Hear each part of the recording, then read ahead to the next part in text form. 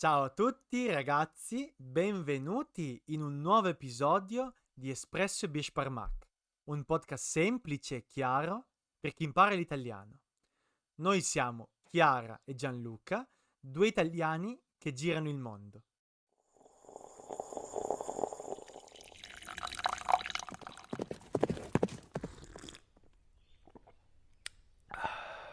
Vi ricordo che se siete interessati ad avere le trascrizioni di questo video, le troverete nella descrizione. Attivate i sottotitoli, mettete mi piace e partiamo.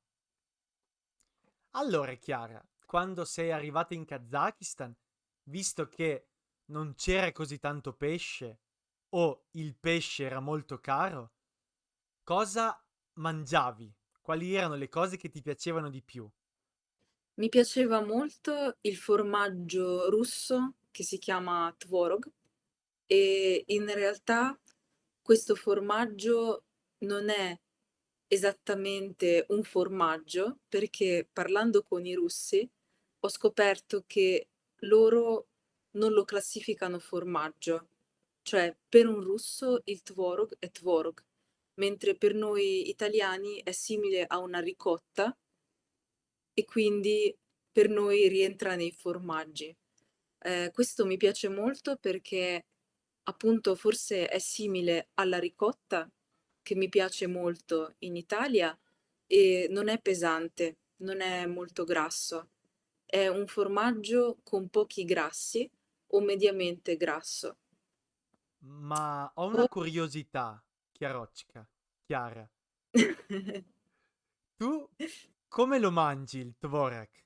Perché io ho iniziato a mangiarlo quando vivevo in Kazakistan, ma non sapevo come le persone del luogo lo mangiavano. Quindi tu come lo mangi? Quando anche io non sapevo bene come le persone del luogo lo mangiavo semplicemente con il cucchiaio, senza aggiungere niente, perché appunto mi ricordava la ricotta. In Italia noi mangiamo la ricotta senza aggiungere olio, senza aggiungere altri ingredienti. E io mangiavo il tvorog allo stesso modo.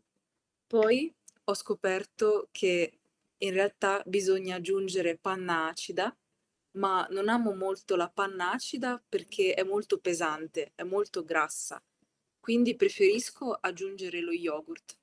Guarda, mi trovi completamente d'accordo. Sono d'accordo con te. Questo abbinamento per me è un po' strano perché il tvorog è già grasso e non capisco perché devi aggiungere la panna acida che è molto grassa. Quindi è un mistero per me. Tra l'altro, parlando di panna acida, mi sembra molto strano l'abbinamento con le zuppe. In Kazakistan, ma anche qua in Romania, le persone aggiungono la panna acida alla zuppa e per me non ha senso questa cosa. Sto cercando di abituarmi, ma devo dire che è difficile per me accettare questo abbinamento di sapori. Tu la mangi la panna acida, anche se non ti piace? A volte ne mangio un po', ma molto poca, e in generale non aggiungo la panna acida alle zuppe. Siccome è estate, da poco tempo ho iniziato a preparare zuppe russe estive e ho scoperto che i russi fanno le zuppe estive con il kefir o con il kvass, che è anche per me un po' strano, essendo italiana, mescolare kefir, acqua gassata, maionese, non frutta, scusatemi, verdura. Per me è un po' strano, anche se anche noi italiani abbiamo i nostri, come abbiamo detto prima, abbinamenti particolari. Mi fa ridere che tu abbia detto oi, come i russi e i kazaki. Ti sei abituata. Parlando di kvass, sai che io ho provato a farlo a casa. Non sapevo questa cosa, ma è molto semplice da fare a casa. Tu l'hai bevuto spesso il kvass? Ho bevuto il kvass 1 o 2 volte, ma non amo questa bevanda particolarmente, perché mi ricorda la birra, forse per il lievito, perché è fatta con il pane, ma preferisco bere kefir.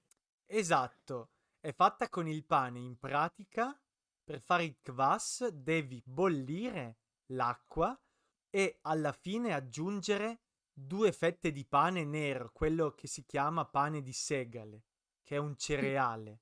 E poi devi aggiungere l'uvetta per attivare la fermentazione. E dopo un giorno il kvass è pronto e quando fa molto caldo è la bevanda perfetta perché disseta, cioè toglie la sete.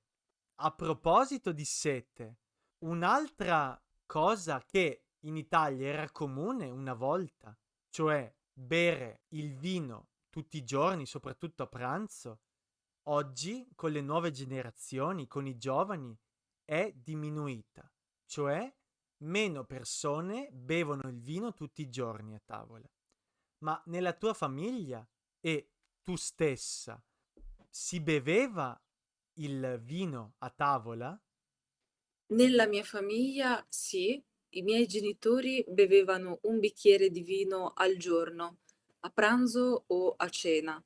Di solito in realtà a cena, perché è il momento in cui la famiglia si riunisce, è il momento in cui ci riposiamo e dopo non dobbiamo lavorare. Quindi 1 bicchiere di vino bianco o rosso a cena, di solito sì. Io invece non ho mai bevuto così il vino. Allora, io bevo poco in generale, però quando devo bere un bicchiere di vino è sempre per un'occasione speciale.